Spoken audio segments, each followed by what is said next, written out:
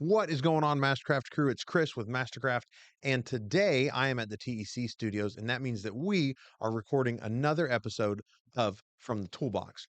From the Toolbox is a series of informational videos that we put out to inform our customers about things they might need to know about at some point.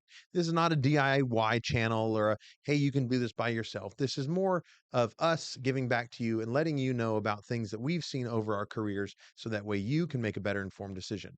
So, without any further ado, let's jump into the live action. Hey, MasterCraft crew, it's Chris. And today's episode of From the Toolbox, we're going to be talking about water filtration. And more specifically, we're going to be talking about municipal water filtration. So, if you're on a well, this is not really going to be the video for you. Wells are their own independent, complete different animal and beast.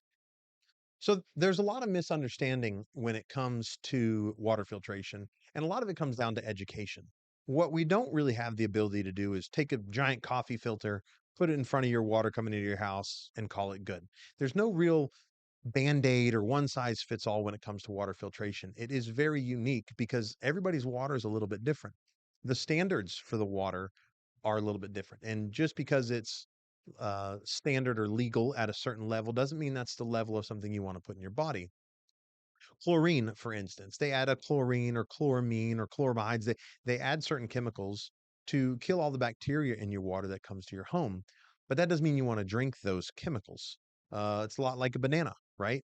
A banana grows and it gets picked and it gets shipped and then it gets put out on the shelf and then other people come by and touch it and look at it and then you buy it and you take it home and you don't eat it with the peel on it.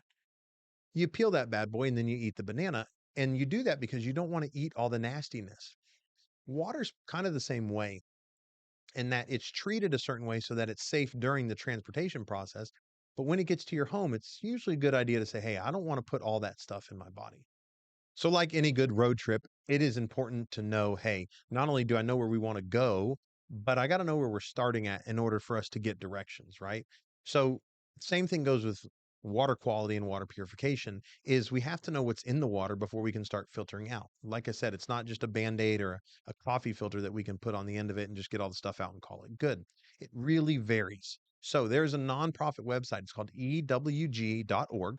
And you can go on there. Click on the upper right-hand side, it'll say Tap Water Resources. You click on it, scroll down, you put in your zip code, and it is the reports from all these municipalities that they're legally required to do that tells you what's in the water. Now, the EWG website will give you their health recommendations for where the levels should be at on certain things.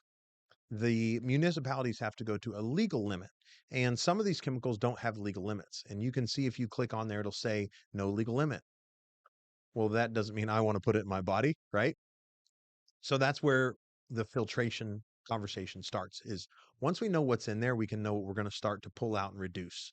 And that's the big important thing to remember is that our big goal here is to help reduce these chemicals and not always get rid of them all the way. Most of your water filtration is going to do a really good job at reducing to close to zero, but not always guaranteed to be zero. That's the legal disclaimer. So, luckily for our audience, a lot of you guys watching are going to be in the North Georgia area, and we don't really deal with a whole lot of hard water. Now, what this means is that when we talk about filtration, we don't have to say, hey, we need a water softener, we need a water filter, we need another water filter, we have to have all this other stuff. We can really just dive into the filtration part of it, which is good. And it's a big cost savings, both upfront cost and annual costs. Now, we're going to be talking about two different types, which is a whole home option for filters and then a point of use option.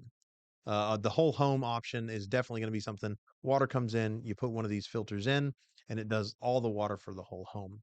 The point of use is going to be at a point of use. So it's going to be at your kitchen, at your bathroom sink, but typically these are going to be in the kitchen. Now, most of you have a point of use filter already in your home, and it's in your refrigerator. It's the one that you don't ever change, even when the light comes on. I don't change it either. But those do greatly reduce harmful things in the water. And that's why typically we're going to drink out of that filtered water from the refrigerator. And that's why there's such a big taste difference. So, whole home options, we really have two whole home options. You have a cartridge style whole home filter, you have a loose carbon whole home filter. The loose carbon filters are what we recommend. They have about an 8 or 10 year service life, and they don't require very much, if any, annual maintenance. So imagine a big canister filled up full of little sponges and magnets. And as the water comes in and fills up that canister, those sponges and magnets pull the stuff out of the water and it stays attached to them. Now, that's where the lifespan comes from, is because depending what's in the water, they might fill up sooner rather than later. So that's why we recommend those, is because they're low service cost of and low replacement cost, about 8 to 10 years. Now, the cartridge style filters are going to filter out a little bit more, but they're going to be expensive annually. So they use a matrix, right? They use think about like your air conditioning. You got that air filter you're supposed to be changing out there. You pulled out, it's all it stops blowing really good. You put the new one in, everything starts working really well. And that same way on these cartridge type filters, is that as the stuff goes on there, it starts to pack up more and more and more until the filter just isn't working any longer and it's reducing flow rate, just like in your HVAC system. Now, some of these cartridge style filters can be upwards of $1,000 and they need to be replaced usually about yearly. And that's a big cost to a lot of people, saying, hey, I got to spend $1,000 a year on a filter for my water filter, man. I don't really want to do that. That's why we recommend that loose carbon for the whole home filter. Now, where I really like these cartridge style filters is those point of use filters, like in your refrigerator. And the one we recommend is, we recommend putting one underneath your kitchen sink. And it's usually going to be two canisters, one fine and one really, really fine. And it's going to filter the stuff out through that lattice work, through that matrix work, right? Now, these are all rated in what's called a micron, and that's just a unit of measurement. For reference, a human hair is about 100 microns in diameter. So if you take a human hair, cut it in half, about 100 microns across. Now, a red blood cell is donut shaped, right? And it's about 7 to 8 microns across, and it's 2.5 microns thick. Now, what we recommend is a half micron filter for underneath the sink. And so that's 6 times smaller than the thickness of a red blood cell, which is very, very small. And this is going to greatly help reduce your PFAS and kind of some of your forever chemical kind of things. It's not going to get rid of them, but it is going to help reduce those things. This is something that is a new upcoming problem, and we should really do a breakout video just on that one component itself and bringing awareness to it. So if you want to hear more about PFAS and forever chemicals, put it down below and we will try to do a video on that. Lastly, for our point of use, we get to talking about reverse osmosis, and that takes just about everything out of the water, even the good minerals, because a lot of people don't like the taste of that reverse osmosis water. It has a very odd taste. If you've ever tried it, it's just very, very bland. It doesn't even taste like water because there's literally nothing in it. One of the filters we recommend, if you do go with a reverse osmosis system, has an actual mineral cartridge that helps put some of the minerals back into the water to give it more of a water taste. The downside is they're expensive, they have very low flow rates, and they also use a lot of wastewater.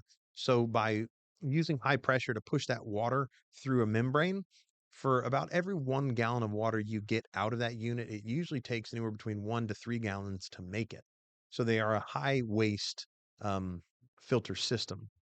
And some people, for some reasons, really end up going that route, and some people don't feel comfortable with it. You do have to have a drain on it because it is actually actively wasting that water. We can walk you through any one of those in your home to kind of let you know what's going on with it. So to recap, we covered 3 kind of basic types of water filtration. This was not an in-depth scientific look at things. This was really a 30,000-foot view, second grade understanding, if you will, of water filtration. The first one we looked at was that loose carbon, that big tank full of sponges and like magnets, and it really does a good job of soaking up essentially a lot of those chemicals, smells, and tastes. The second one we looked at was the cartridge, which is kind of even looks like an air filter, right? And it's got a mesh that actually stops it. Now, some of those do come with some carbon in the middle to help with the chemical taste, but again, they get very expensive.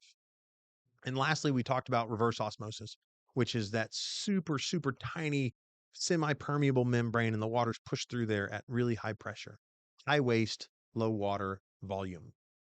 So we covered a bunch of ground today talking about water filtration. Now, if you are one of those people, you're sitting there watching this, you're going, my water really does smell like chlorine really bad, or I'm kind of concerned about what's in the water. I went to the EWG.org website and I don't like those results. Give us a call. We can get somebody out there to take a look at your results and where we would put that water filtration system in your home. A lot of these are very big and they do take up a little bit of room. But if you give us a call, we can get out and give you a recommendation that is going to work for you. Remember, always choose the right tool for the right job.